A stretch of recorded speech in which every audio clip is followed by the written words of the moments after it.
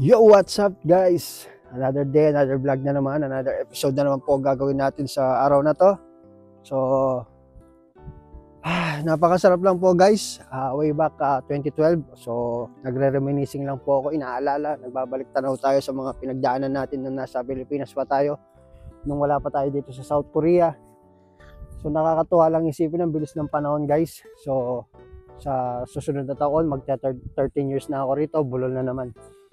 So, gusto lang pong ibahagi sa inyo at i-share na naman po yung dating bata, dating napakasimpleng buhay lang na meron ako. Dati, sumasahod lang tayo ng 300 a day, 350, 450. Di ba? Nagwe-withdraw tayo sa loob ng isang buwan, 6,000, 7,000 dahil yung trabaho natin dun, puro contractual lang nun. Kahit na may asawa na ako, puro Jollibee, Chowking, yan, gasoline boy. So, hindi ko ikinakahiya yun. Naging parte po yun ng buhay natin. So, nagkaroon ng napakalaking ambag sa akin ng mga karanasan kong yun. So,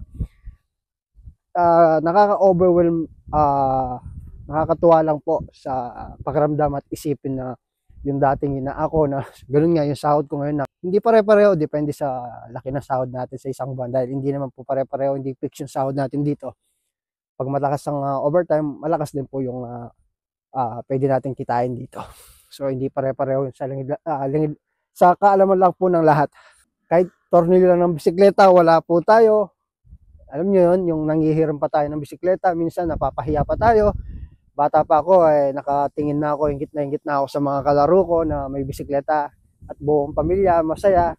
Alam nyo yun, hanggang sa dinala ko yun hanggang pagpunta ko rito.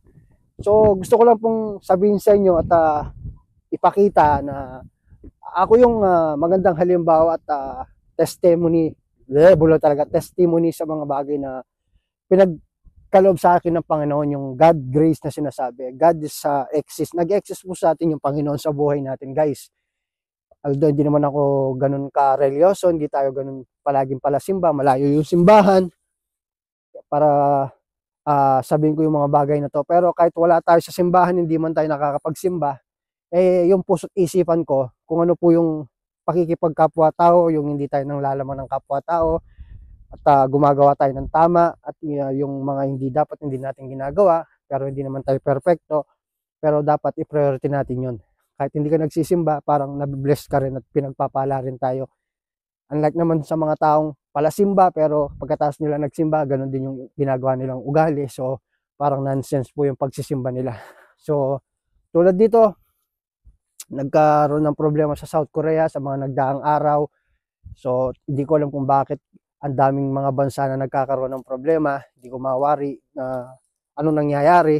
Nagka-declare ng martial law yung presidente nila rito. After 6 hours, binawi niya. Ngayon, parang gusto nilang i-impeach. So, hindi ko alam kung bakit nagkaganon. Galit na galit yung mga tao nila rito.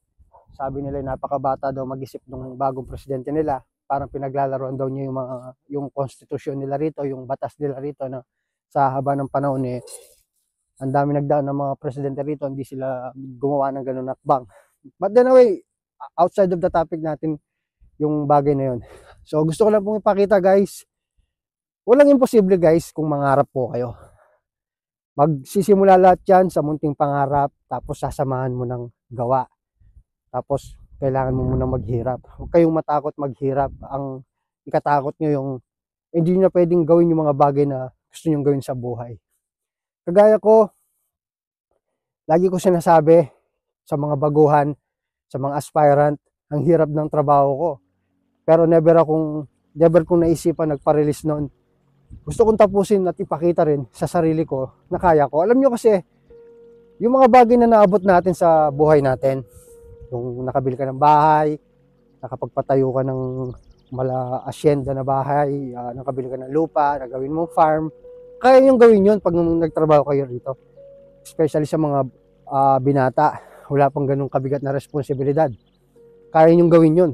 Tapos, makabili kayo ng sasakyan, lahat na ng mga mararangyang pinapangarap nyo, hinahangad nyo na wala kayo nung nasa Pilipinas, pwede mapasa inyo yung pag nagtrabaho kayo rito sa South Korea. Pero alam nyo guys, hindi kasi yun yung para sa akin, hindi kasi yun yung parang pinakatagumpay natin sa buhay. Alam nyo kung bakit? Dahil ang pinakamagandang nangyari sa buhay natin, bukod sa mga bagay naipundar na achievement natin sa pamamagitan ng pagtitiyaga natin, ang pinaka ano dun guys is yung nakaya mo yung mga pagsubok sa buhay mo. Kasi bawat tagumpay ng tao, meron niyang sa likod niya, may mga silent battles na tinatawag. Yung bagang pinagdaanan natin sa araw-araw, yung gera, yung hindi na mabilang na pagsubok, hindi na mabilang na problema, struggle, failure. Yung pinakamahirap sa lahat, yung tipong parang hindi mo na kaya yung ginagawa mo pero pinagpapatuloy mo pa rin. Yung parang ipapasa Diyos mo na lang lahat ng bagay na kung ano man yung ibinabato sa iyo ng mundo, ng mga suliranin sa buhay mo. Tapos nakaya mo na lagpasan mo yun. Yun yung pinaka the best na feeling ever na tagumpay na ma-achieve natin. Kasi akala ng iba, pag nagtatrabaho sila, nagsisipag sila, sinasabi nila, ginagawa nila yon para sa company, para sa amo nila.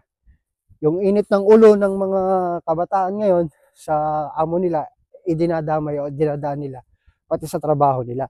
Which is yung trabaho nila, wala namang kaalam-alam sa mga nangyayari sa buhay niya, kung ano man yung problema niya sa company o sa amo niya. Dapat labas yon. Hindi natin pwedeng isama yon. Dahil alam niyo kung bakit. Kasi yung trabaho natin, diyan tayo kumukuha ng source of income. So hindi yan galing sa bulsa ng amo natin. Kaya nga, nagtrabaho tayo, pinaghirapan natin, deserve natin yung sahod na yun. Kaya kapag pinasahod kayo ng amo nyo, hindi nangangahulugan galing sa bulsa niya. Kasi yung tinrabaho natin, kumita siya sa atin, and then yung kinita niya, yun yung ipapasahod niya sa atin. Hindi yun galing mismo sa bulsa niya, kasi siya rin kumita. Kaya kung galit ka sa company, tapos yung trabaho mo, hindi mo inahayos, puro sira, na pwede mo namang ayusin, parang niloloko mo lang yung sarili mo. Talagang mahirap kang makahawon sa buhay.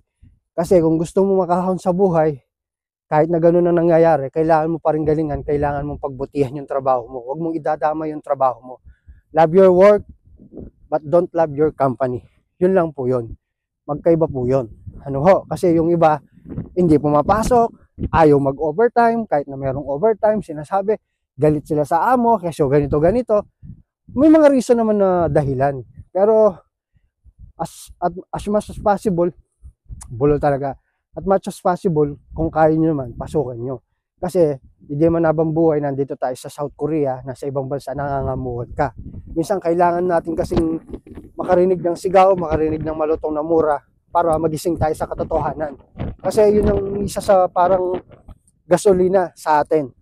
'Di ba? Pag napapagalitan tayo, nagsisipag tayo, 'di ba? Pag sumasama yung loob natin, lagi nating pinapakita na yung sama ng loob natin. Sige, trabaho ka ng trabaho, overtime ka ng overtime, pakita mo. Di ba may mga ganun tao? So, ganun lang ang gawin natin, ibuhos natin sa trabaho. Wag natin gawin na lokohin yung trabaho natin, tapos sumasahod tayo, pinapadala natin sa Pilipinas. Hindi naman sa galing sa mga bagay na pinaghirapan natin. O kumbaga, parang sumahod ka, tapos puro sira naman yung ginawa mo. Parang nakakakonsensya yun sa sarili natin. Ano ba yung point ko dito? Yung point ko dito, yung kahit na ganun na nangyari guys, go lang tayo sa priority natin para kumita tayo ng pera. Tapos, dyan na magsusunod-sunod yung blessing na sinasabi sa atin ng mga nakakarami na pag gumawa ka ng mabuti din yung aanihin natin. Diba? So, ganun lang po yun guys. Isa yun sa mga pangunahing dahilan kung bakit marami rito sa abroad na pinagpapala at hindi rin pinagpapala. Ganung mentalidad ang meron sila. Lagi nating isipin yung ganun. Alam ko napakahirap noon, lalo na sa mga ma-pride na tao, yung mahirap mawala yung sama ng loob nila, napakatagal. So, kung ganun yung estilo mo, madali kang magtampo, madali kang magalit, mawala ka sa wisyo mo, matagal kang mawalan yung sama ng loob mo,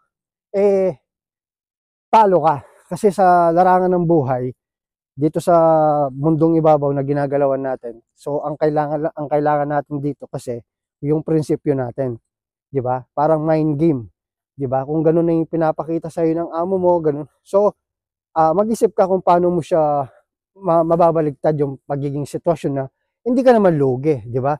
Baka sa init ng ulo mo, hindi ka na mag-overtime, hindi ka na pumasok sa Sabado kahit marami kayong trabaho. After ng 5 years, wala ka namang naipon. Pero yung iba, ang dami lang naipon. So, sino yung ano doon, lugi doon, di ba? So, minsan kasi lagay natin sa lugar, hindi naman porket nasigawan ka, hindi naman porket hindi ka na lumaban, hindi ka na umimik, hindi ka na kumibo, talo ka na. Minsan kailangan natin ganun na gawin para mas mapadali para sa atin. Tapos, tawag dito, trabaho tayo ng tahimik at ipakita natin sa kanila yung tagumpay na nakita natin o nakamit natin sa buhay natin. Maraming ganyan kasi guys. Kaya sa umpisa pa lang ng videos ko, video bulo talaga. Kaya sa umpisa pa lang ng video ko guys, sinabi ko sa inyo kung ano yung mga bagay na naipundar ko. Na dati, gasoline boy lang ako, nagkakarga sa mga sasakyan, ako yung pinopo, ako yung nagpopo, ako yung sineser, yung mga kaibigan ko nung kabataan ako, kada Pasko, may bagong pamasko na sapatos, mula ulo hanggang paa, puro bago yan. May mga masasarap na pagkain na handa sa mesa, pag sumapit yung Noche Buena, malalaki yung mga binibigay na ginado sa kanila ng mga ninong at ninang nila. Inggit na inggit ako ng bata ako guys. So ngayon, nagkaedad ako, tunay nga naman yung sinasabi nilang unti-unti mong marirealize yung bigat ng responsibilidad pag nagkakaedad na tayo. Kaya nung bata tayo, napakatayog ng pangarap natin, pero abang nagkakaedad tayo, unti-unting lumiliit yun kasi unti-unti natin naunawaan kung ano talaga ang tunay na realidad ng buhay. Kaya ganun ang nangyayari sa sitwasyon natin. So laban lang tayo guys. Ang mga videos ko, ito ay patungkol lamang po sa talagang realidad na pinagdadaanan natin. Not as a human, but bilang isang kung sino ka, kung ano yung karakter natin, kung ano yung mission natin, kung anong kailangan natin gawin. Ito ay pampagising, parang pampaboost ng motivation po ninyo, at the same time sana makarelate kayo. So yan, salamat na naman sa oras na pakikinig. Baka dito na natin tatapusin ang ating kwento guys ha. So sana may napulot na naman kayo kahit kakaunting aral. Palike naman ng videos ko guys kung nagugustuhan nyo. So sa mga nangangarap, laban lang.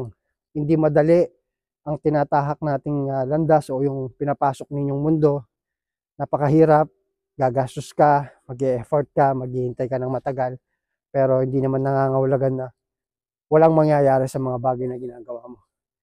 So stay fit on the ground at keep faith sa taas. Magtiwala lang tayo, higit sa lahat sa sarili mo. Ano po? So makakaya natin yan. Kung nakaya ng iba, kaya mo. Kasi hindi mo naman yan malalaman kung hindi mo susubukan. Malay natin. And then when the time is right, you and the Lord will make it happen. O make it happen soon in your life. So tiwala lang guys. So sana gets nyo kung ano yung punto ng video to. Hindi man tayo ganun kagaling mag-deliver ng words, but alam ko pretty sure na sa mga katulad ko nauunawaan at naiintindihan. So nandito na tayo guys sa factory namin. So see you again on my next video guys. Annyeonghaseyo. Salamat po sa lahat ng mga panood.